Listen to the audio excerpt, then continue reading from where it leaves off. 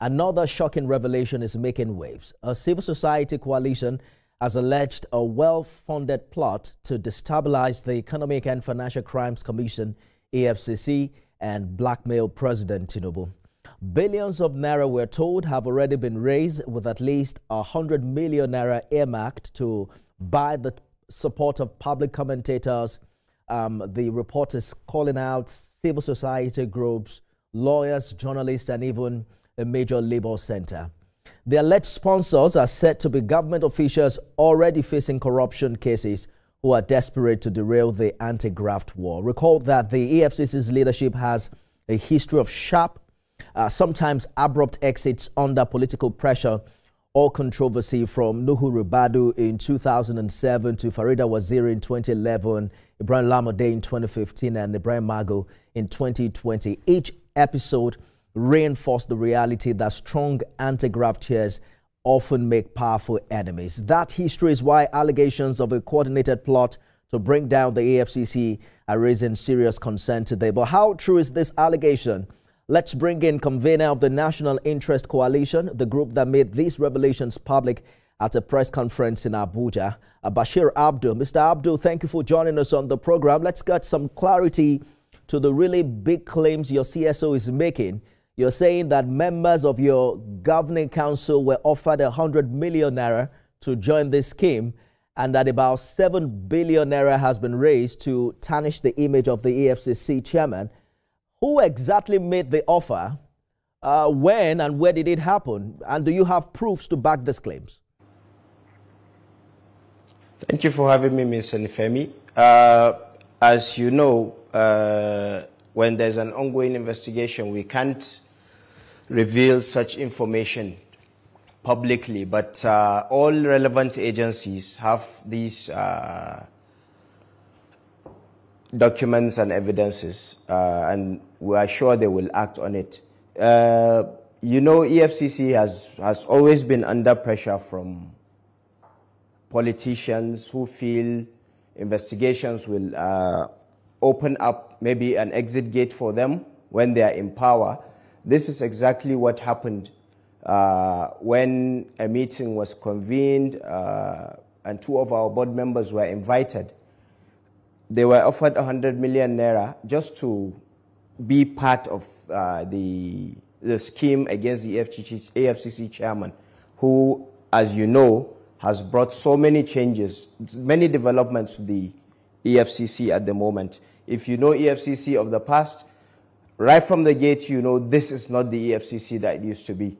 They are more organized, more professional, and when you file a petition, it goes up electronically. Before you know it, they will call you when they are ready for investigation. This is why in 2024, they recorded the highest number of convictions ever in the EFCC in an operating year.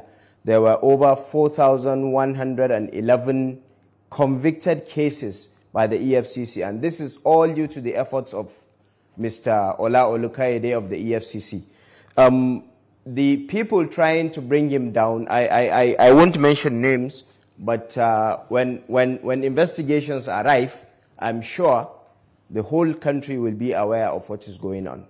I get you. I understand your reservation about holding back on the proofs that you claim to have, but you know, it's your word, and I doubt if I'm going to leave it to the viewer to decide how to think or how to react on the claims you're making.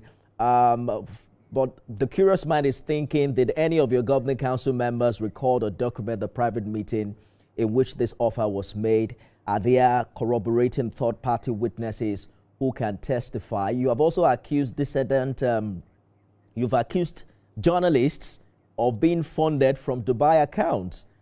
Because as we speak now, you are addressing the media. And journalists are curious to know, what proof do you have to avoid accusing journalists without due process? As I told you, there are ongoing investigations, and mentioning names will jeopardize the effort of the EFCC trying to get to the bottom of these allegations. It's better we allow them to do their job. When the time is right, everyone will know what is going on. And I'm sure under Mr. Ola Olukayede, the EFCC will do the right thing and at the right time. But given the magnitude of your allegations, and especially because it's the EFCC that is involved, you mentioned that you've reported. Which intelligence agency precisely are you talking about? Did you submit only to the EFCC? Did you carry the DSS along, or any other security agencies precisely are working on this? No, because the source of the funds were suspecting illicit sums. As we told you, they have a pool of over 7 billion, as they told our Board of Trustee members. So we know that some issue of money laundering is involved. That is why only the EFCC has been engaged by our coalition. Will NICO publish the evidence publicly if EFCC fails to act? I am sure they will do the right thing. I'm very, very sure they will do the right thing, because the matter affects even the head of the EFCC. They are trying to, there's even attempts to induce him several pleas, because the matter stems from the fact that they have cases to answer at the EFCC. So everything is surrounded around the EFCC. They were expecting, when this government came, they will get a very favorable treatment from the EFCC. Unknown to them, it is no longer as it used to be. Mr. Ola Olukayede was vehement that investigations must go on. If you can remember, the EFCC have, under Mr. Ola Olukayede, is investigating several high-profile cases. There are about 4 ex-governors, some of which are even members of the ruling party, and they are being investigated. So who is a mayor appointee when a former governor is being investigated? I hear you, but you know, it's not the first time we've heard allegations of this kind and they have been swept under the carpet. You have stated that the plotters are current office holders. I'm assuming within this administration who have corruption cases. You don't have intent to name them publicly, but are you also concerned that if the details of these allegations do not come to limelight, the integrity of you and your group is at stake?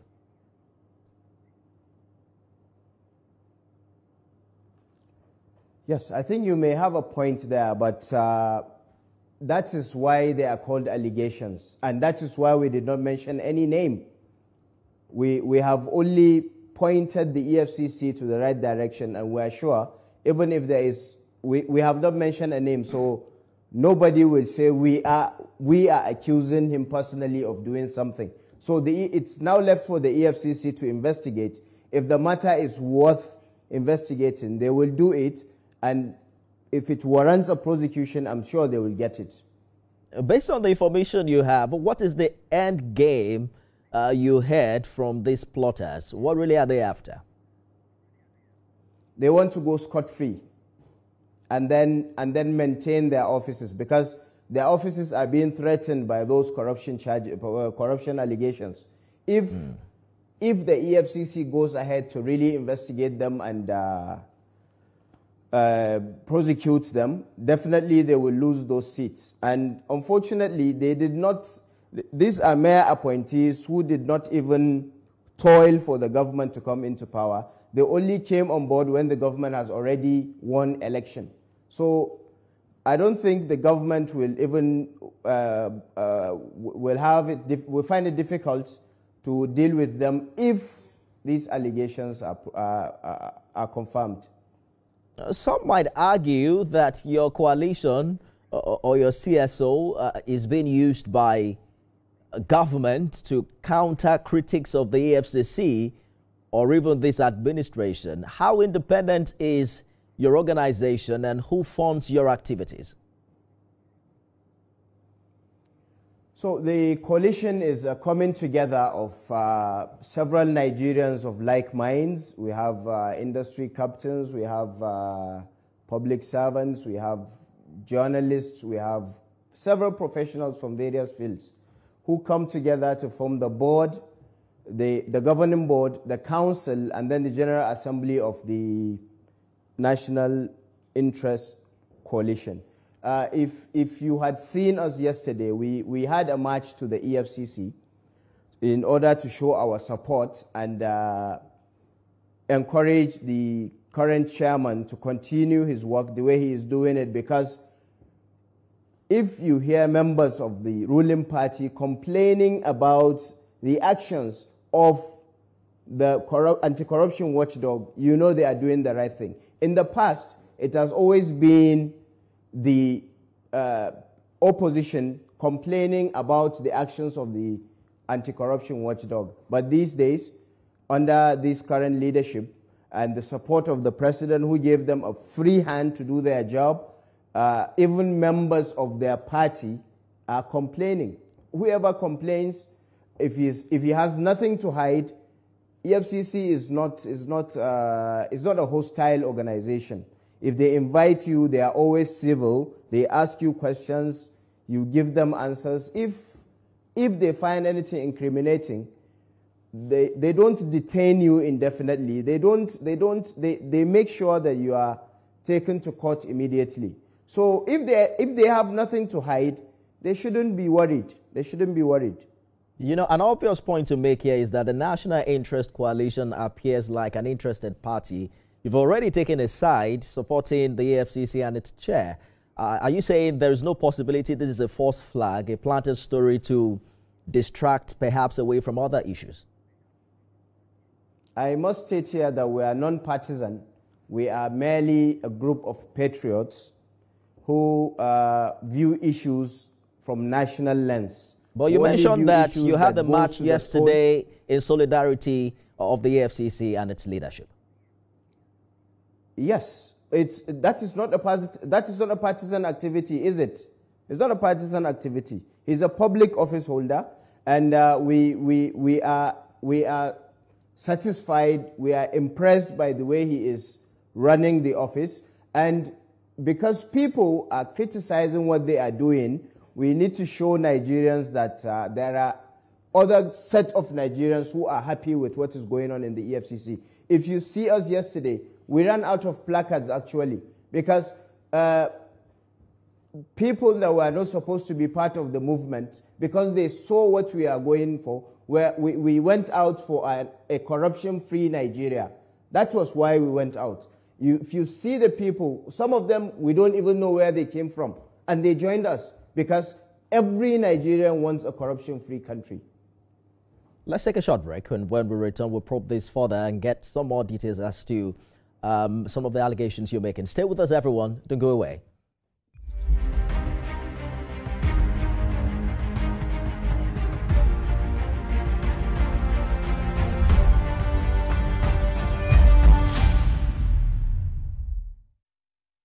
Thanks for staying with us, everyone. Bashir Abdul is the convener of the National Interest Coalition, and saying that there's a 7 billion naira plot to break down the image of the EFCC and its chair. He joins us tonight to give clarity to some of these claims. Thank you for staying the course. Let us talk about the EFCC for a minute. It's had a turbulent history with past chairman removed under controversial circumstances, and some would say that has been, you know, the reality for people who have been appointed to chair this commission. Why do you believe this moment is different, and how credible is the threat of history, you know, repeating itself this time? So from the way the current chairman is running the commission professionally, we hope, because if you could remember, there used to be some elements in the EFCC who were adopted from other agencies. Now the agency has rid of all those other agencies, and it's only the EFCC staff that work in the EFCC, and they are more professional now. The trainings they receive is for real anti-corruption fight. And I'm sure the chairman from, you know, a good in Hausa, there's an adage we have in Hausa that Juma'a mai kyau daga Laraba ake gane ta, which means a Friday that will be good, you will be able to know right from Wednesday. So from the way he started, the record number of cases they have convicted, they received, in 2024 alone, they received over 12,000 petitions. They investigated them, and then they charged to court about 5,083 cases, out of which over 80% have been convicted, and the remainder, some have been acquitted while some are still ongoing. So it's unprecedented what he is doing, and we pray and hope, as Nigerians, we like to pray a lot, so we pray and hope he keeps up the tempo. So assuming that the EFCC have evidence that you provided, is there a sense to which you're worried that your public allegations could interfere with ongoing legal processes or even risk tipping off suspects? How does NICO balance going public with preserving the integrity of this investigation? That is exactly why we have not mentioned any name, we have not mentioned anybody, we have not mentioned even the venue where the meeting took place, because these are facts that are very delicate at this point in time. So we don't want to play with them. We will allow it to the professionals for them to scrutinize carefully and see what they can get out of it. I want you to speak to Nigerians who are wary of both corruption and politicized anti-corruption stance because of what has happened in the past, the rich history, you know, that preceded this current reality. We were in this country where a lot of corruption cases, especially for politically exposed persons, were dropped overnight and no reason is given. That is why I'm sure the current EFCC chairman is trying to make an example out of these current people that have been pressurizing him, gone to villages to talk to the elders and what have you, just to make him drop the investigation, and he has refused. We have seen cases where sitting governors file bogus petitions against their former governors only for the EFCC to sift through, and whether they are from the ruling party or they are from the opposition, they sift through under this administration to make sure whoever they are after, at the end of the day, it will not be called a witch hunt. It is the fight against corruption. If your hands are dirty, you can't come to equity. And you think that the EFCC, under its current leadership, really has the freedom to go after corrupt politicians and not those is permitted to investigate? You know, because the perception is rife that EFCC goes after those in the opposition. I'm sure you've heard allegations of such coming from the coalition ADC itself recently. There's a case against former governor of Kogi State, everyone is aware, who is a stalwart of the ruling party, who is very close to the president. And as we speak, the case is still ongoing. He is in court. So from the actions of the current EFCC leadership, you can see that there is a new sheriff in town in the EFCC. Although we've heard Mr. Olukoyede insist that President Tinubu doesn't interfere with EFCC work, critics still question the agency's independence due to political context. We've heard him talk about a free hand for the EFCC from the presidency, but many are still quite skeptical. Do you see the EFCC being perceived as a political instrument, especially when prosecuting politically sensitive cases? Because it matters how Nigerians across board feel about this agency. You've mentioned the case of the Kogi the former Kogi State governor. We also understand his stance prior to that election. But that's... I really doubt if you can mention 10 from the top of your head as we speak who currently perhaps serve under this administration or who are loyal to Mr. President. There are several people who are loyal to the president who have lost their jobs in this government and were investigated by the EFCC. A former minister had to let go because of corruption charges. Somebody within the party also had to go because of corruption charges. And I think corruption allegations. I think we will be fair to say that at least the president has given them a free hand to investigate whoever they feel or whoever they receive a petition against. If he has a case to answer, the president doesn't interfere. We have seen it. We have seen it so far. You mentioned the former minister. Except the case is going on in secrecy, we haven't heard any particular position of the EFCC as regards that case.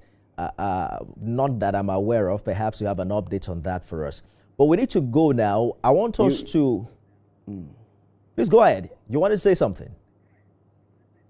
Go on. All right, beautiful. I want us to speak to what do you think, because you've given the federal government and I think the EFCC 72-hour ultimatum. Precisely what are you asking them to do now? At least we need to see some actions. We need to see some actions because what we alleged are very big and they go to the roots of the fight against corruption. And as you know, corruption is one of the main reasons why this country is not has been underdeveloped since independence. So we expect a swift action from the EFCC as soon as possible. So I asked you that earlier. If you don't hear anything from the EFCC, would you go public with the evidence that you have?